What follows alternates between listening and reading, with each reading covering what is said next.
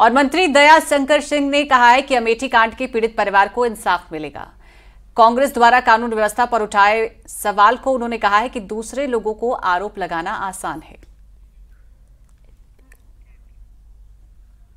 देखिए, जो अमेठी में घटना हुई है दुखद है और एक ही परिवार के 4 लोगों का 2 बच्चों को उसमें निर्मम हत्या हुई है और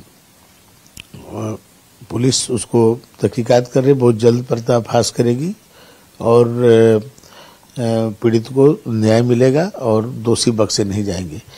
घटनाएं होती हैं, लेकिन घटनाओं के बाद पुलिस तुरंत उस पर कार्रवाई करती है, कोई भी अपराधी बच नहीं सकता है। फतेहपुर में तेज रफ्तार अज्ञात गाड़ी ने बाइक सवारों को टक्कर मार दी। हादसे में 2 लोगों की मौके पर मौत हो गई और एक की हालत गंभीर बताई गई है। बताया जा रहा है कि तीनों एक ही बाइक पर सवार थे। रामपुर महीवा से हुसैनगंज आते वक्त हादसा हुआ। पुलिस ने शव को पोस्टमार्टम के लिए भेजा। हुसैनगंज थाना क्षेत्र के नहर पुल के पास यह हादसा।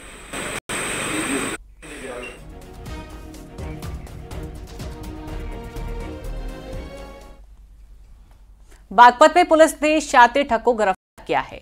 पकड़े हुए ठग ने एक शख्स के बैंक के खाते से धोखाधड़ी कर 20 निकाले थे। की केकड़ा थाना पुलिस और आईटी सेल बागपत ने गिरफ्तारी की है और आरोपी। सहारनपुर में खाद्य विभाग की टीम ने सॉस फैक्ट्री में छापेमारी की है। इस दौरान केमिकल से बन रही सॉस बरामद की गई। एसडीएम और खाद्य विभाग की छापेमारी से हड़कंप मच गया। केमिकल वाले सॉस और नूडल्स में इस्तेमाल होने वाले मैदे के नमूने लिए गए। करीब 10 क्विंटल केमिकल वाली सॉस को नष्ट किया गया। बड़गांव रोड का ये मामला है।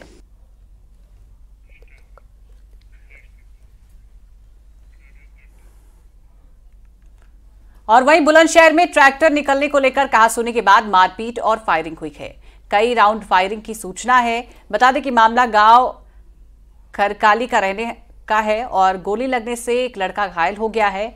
मारपीट में 2 लोग भी घायल हुए हैं। पुलिस ने दोनों पक्ष के कई लोगों को हिरासत में लिया है और घायलों को अस्पताल में भेजा गया है।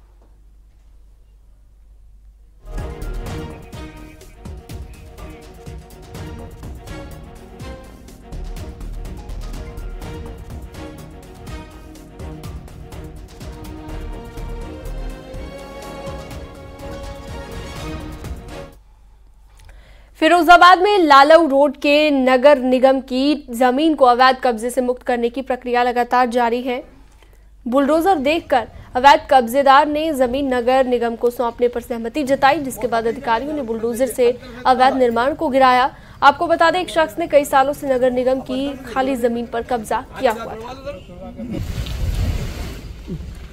चकबंदी में बूथ दी गई थी, लेकिन कभी यहाँ वो नहीं लगा, खुलावा नहीं लगा था। तो यहाँ कोई ये नहीं था कि गूल है कि नहीं है। तो हमने ये हमारी 2 मंजिला बिल्डिंग बन गई है, इसके बदले में हम अपने बगल में सीधा रास्ता इनको देना चाहते हैं, जिससे उनको भी सुविधा हो जाए और हमारा ये प्रकरण भी समाप्त हो जाए। ग्रेटर नोएडा में प्रेमी जोड़े का जंगल में शव मिला है। दोनों की हत्या की आशंका जताई जा रही है। पुलिस के मुताबिक प्रेम प्रसंग का ये मामला है। पुलिस सुसाइड समेत सभी एंगल में जांच कर रही है। मौके पर भारी संख्या में पुलिस मौजूद है। बता दें कि पूरा मामला दादरी थाना क्षेत्र की बताई जा रही है।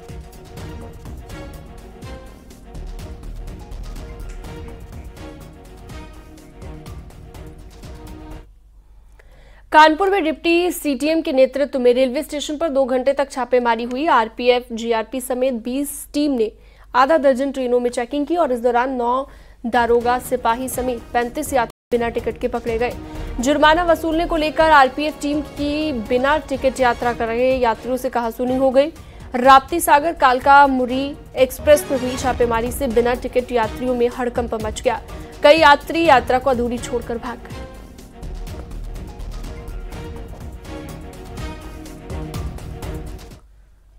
और बदायूं में लूट की शिकायत फर्जी निकली है। पुलिस ने लूट की झूठी सूचना देने के आरोपी को हिरासत में ले लिया है और रुपए, सोने चांदी भी जब्त कर लिए हैं। बिसौली कोतवाली क्षेत्र के फिरोजपुर गांव की यह घटना है।